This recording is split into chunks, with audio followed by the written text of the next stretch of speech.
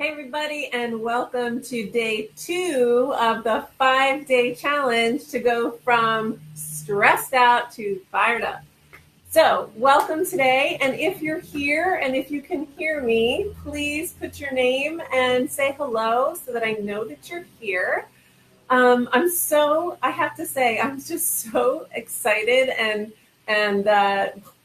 just like giddy with all of the conversation that we're having on the group and just having the participation. It just makes me happy. It really does.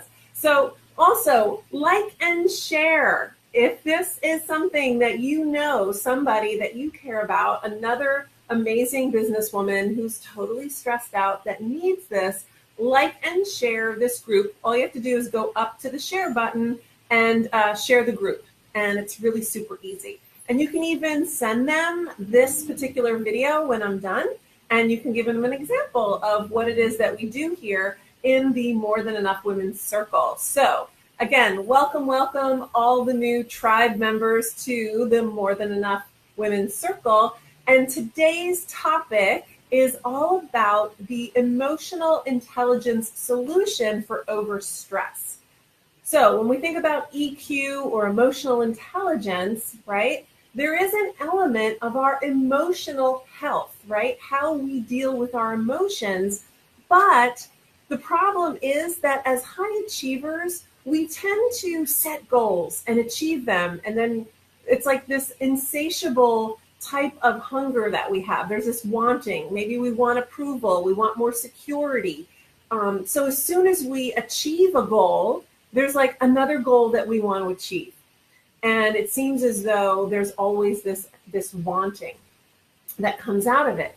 Well, what's interesting is that some of that wanting is based on beliefs that we have and conclusions that we've made about ourselves, and maybe even some judgments.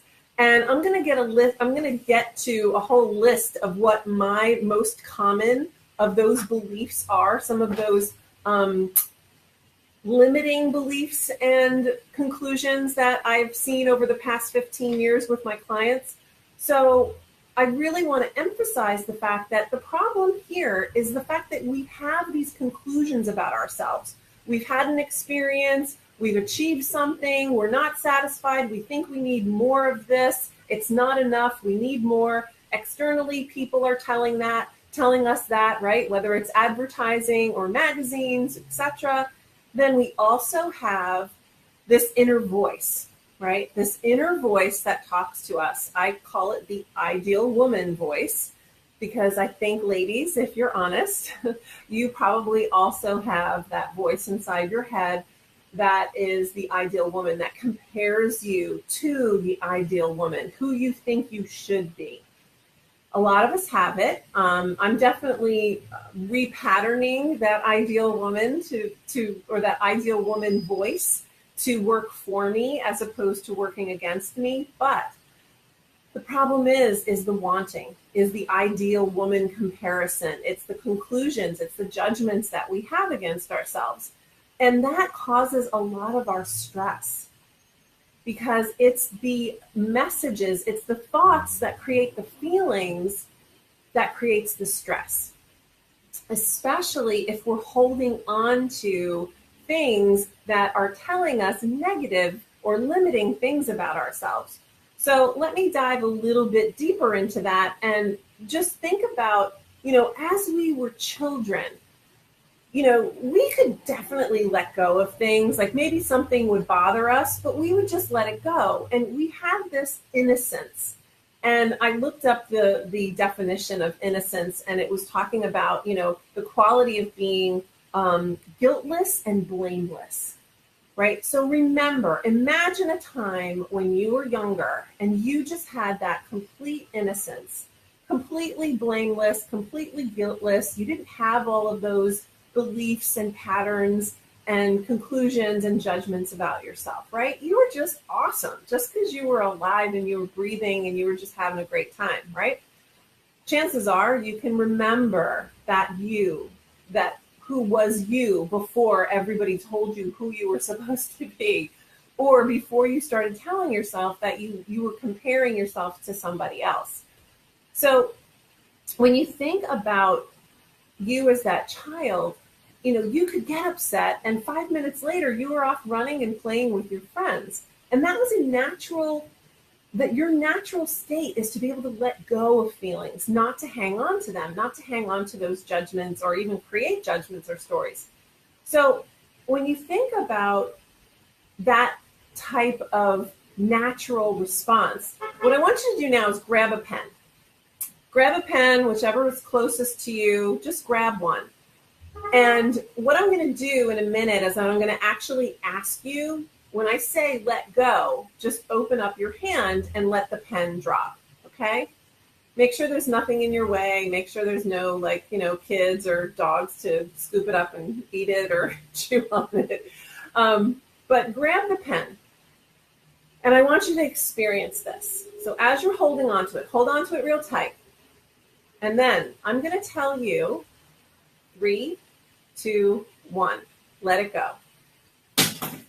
Now notice how all I had to do was to say to you, let go, and you opened up your palm and the pen dropped.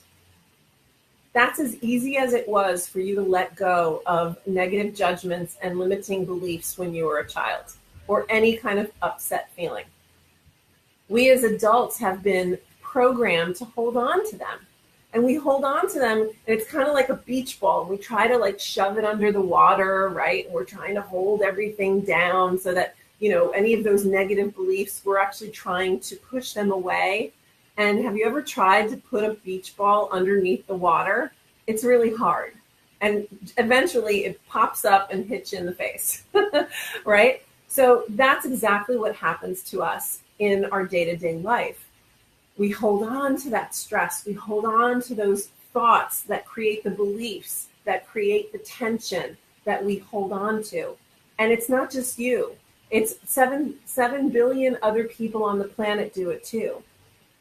But today, I really want to talk about how you can break free from that. And emotional intelligence is knowing when to hold on and when to let go. And it's all about the discernment. And the greatest thing about emotional intelligence development and skill building is that it's all about behaviors, and behaviors can change. So anything that you've done up until now to hold on to stress, it's just a habit, it's a pattern, and you can let it go. So that's the really, really, really good news. What I also want to note is that you don't have to forget your innocence. You can actually call it back up. So if you can remember that you that was little, that was just able to be more free and live in that free state, that's also something that you can access. But a lot of us, we forgot about our little, children inside of us, that little person that could really play and be free. But we're going to take you through a few things that are going to help you. And before we do, look at the box. Look at the box over here. There's a link, and you can download this handout. So today's handout is the personal behavior inventory. So what this is a compilation of so many of those negative beliefs, those limiting beliefs that I have seen over the years that people have come to me with, whether it's clients, etc. But these are some of the things that you may be buying into.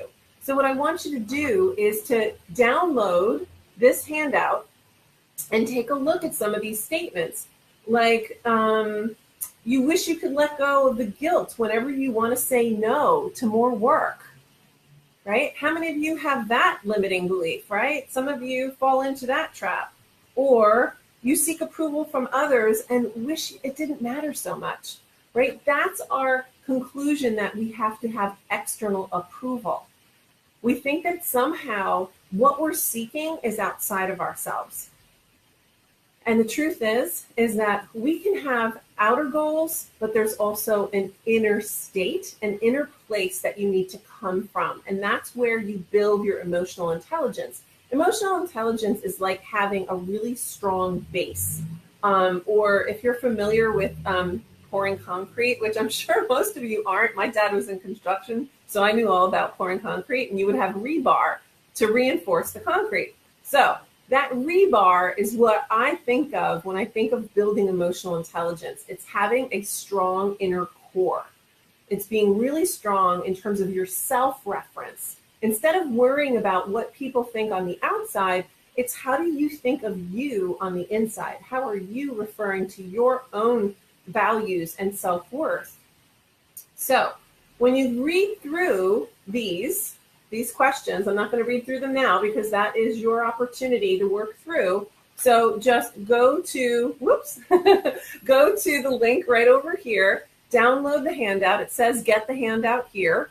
And you can just put in your name and your email address and we'll send it right over to you. You can download it. And you'll be able to get this handout and it'll help you see what are some of the typical things that people deal with on a day-to-day basis that keep you weighed down. So when I'm just going to check my notes here because I want to make sure that I cover everything.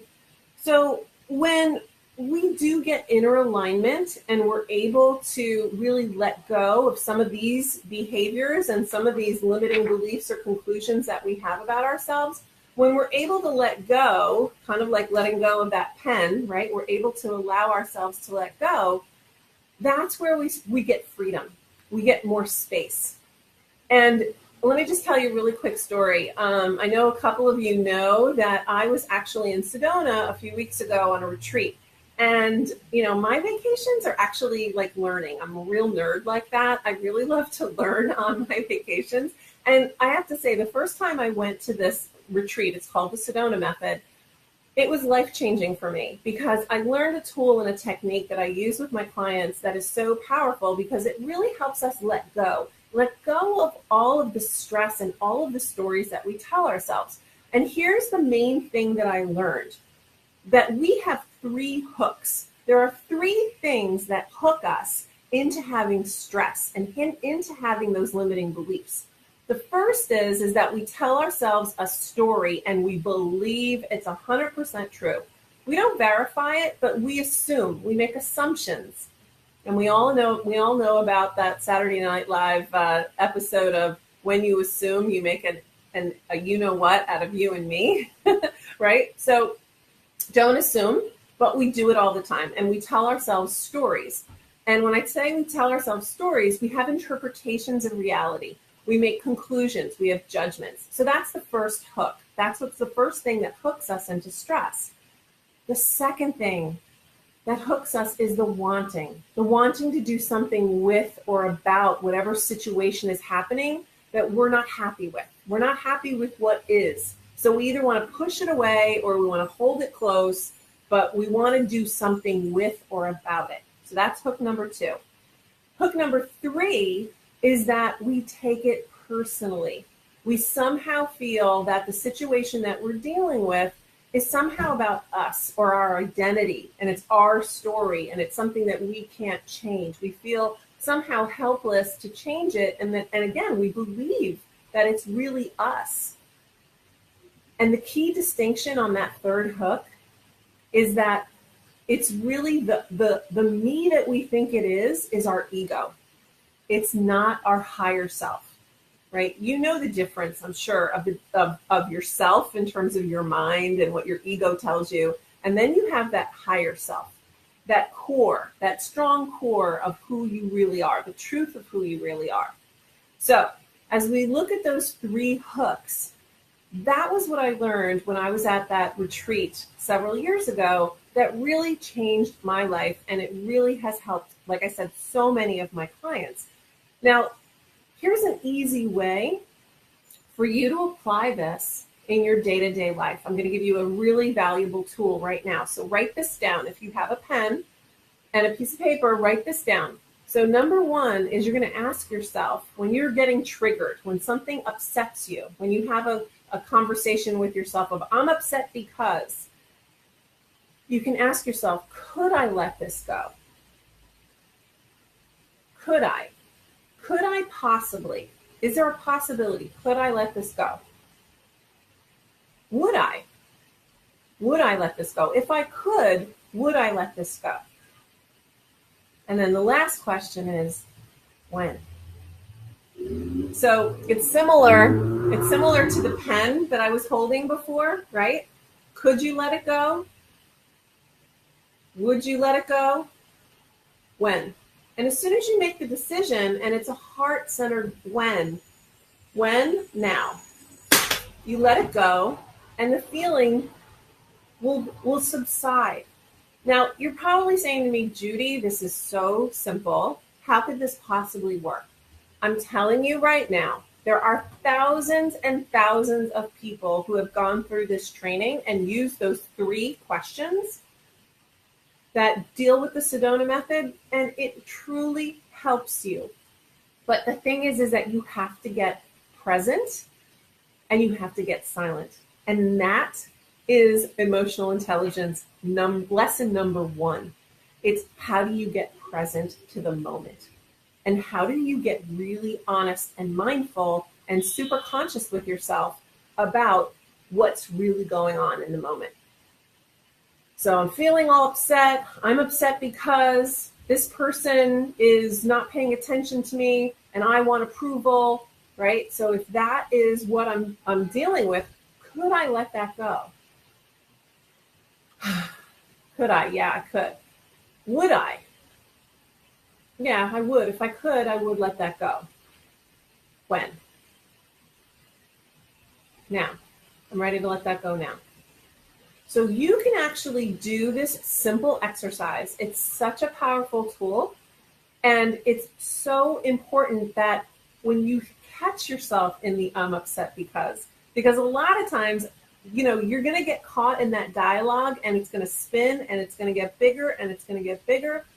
And that's one of the things about our emotional intelligence. When we're not able to catch it before it goes into the spin cycle, right? That is really when we notice that our stress level is going up. You start noticing it physically, emotionally, mentally. The stress goes higher and higher. And the good news is that even if the stress is at a level 10, you can still ask yourself those 3 questions and come back into center. So I told you about the 3 hooks. I told you about the 3 questions. And those are our powerful tools for today. Now, before I go, I want to make sure I remind you of the, of the handout. Make sure you get the handout because that's going to help you get a sense as to what those limiting beliefs are or what those I'm upset because triggers are. And I also want to invite you to participate today in today's daily challenge. And I'm going to make a post about it. But today's daily challenge is, I want you to remember your innocence, right? We already talked about our innocence of who we were when we were that little kid, when letting go was just as easy as turning around, taking a deep breath, running down the lawn or running into the park, right? And it would totally change our attitude, right? So remember that innocence of who you were and post a picture of you when you were under 5. It could be a baby picture, but under 5. Pick a picture of you, post it, take a picture of it, post it on our Facebook group here. And you can also include one thing when you look at that photo of yourself, and I'm going to be posting mine. When you look at that photo of yourself, what's one quality that you remember about yourself? That is that innocence. That is one quality that you really, truly love about yourself. So this is a practice that you can do. It takes less than 5 minutes, super easy. And I encourage you to participate in this. This is going to be so much fun. We're going to be able to see everybody's baby pictures and engage in a conversation like that and just really be celebrating our innocence. So if you have any questions, post those now too. I'll be more than happy to answer any if I see any come up.